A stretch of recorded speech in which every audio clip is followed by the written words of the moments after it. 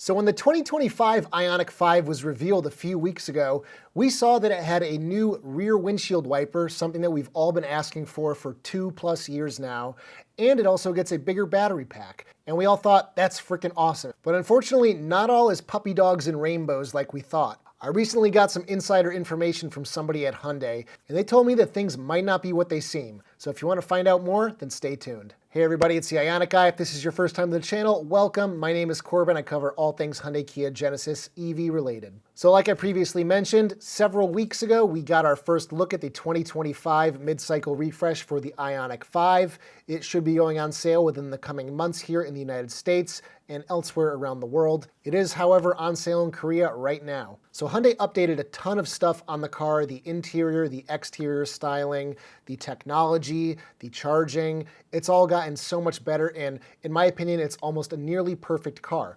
And one of my biggest complaints with the car has been the lack of rear windshield wiper.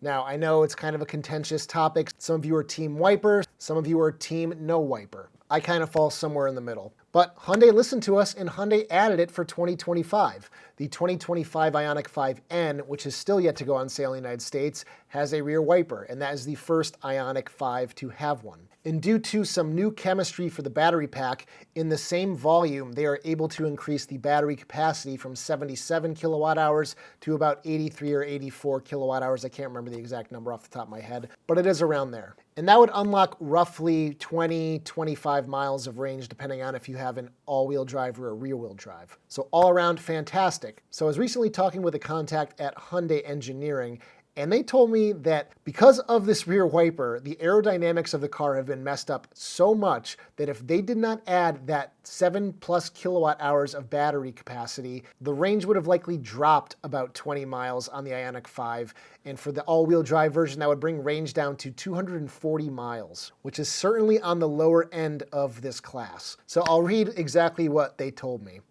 Due to the blowback for the rear wiper emission, we really didn't have much of a choice but to add it for the 2025 Ioniq 5. What people don't realize though is how critical not having that rear wiper was for aerodynamics. The laminar flow we had over the rear windshield was quite good.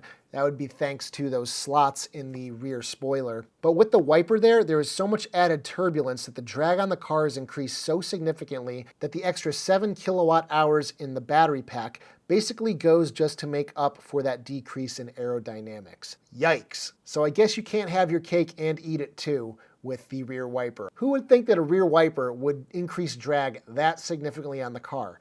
And it kind of leads me to wonder, why didn't they tuck the rear wiper up under the spoiler like we see on the new Santa Fe and some other cars? And then it just comes down and just wipes the window, tucks back up, and shouldn't really affect aerodynamics in any way. So yeah, not very good news, but I guess if you want a rear wiper, this is the price you're gonna have to pay. So I don't really have much else to say other than bummer, but hey, maybe it won't be as bad as they're making it out to be. Maybe we'll see 270 miles at least of range. That would be at least better than no added range at all. So let me know what you guys think down in the comments section. I'm honestly pretty shocked by this. So if you've made it this far to the video, I just want to say happy April Fool's Day. This is total BS. I don't think this is the case at all. I think the 2025 Ioniq 5 is still going to have an extra 20 miles of range or so. I don't imagine the rear wiper makes that big of a difference, but hey, I could be proven wrong against my own April Fool's joke. But I will hold all speculation until I get the car later this year. So now for the proper exit.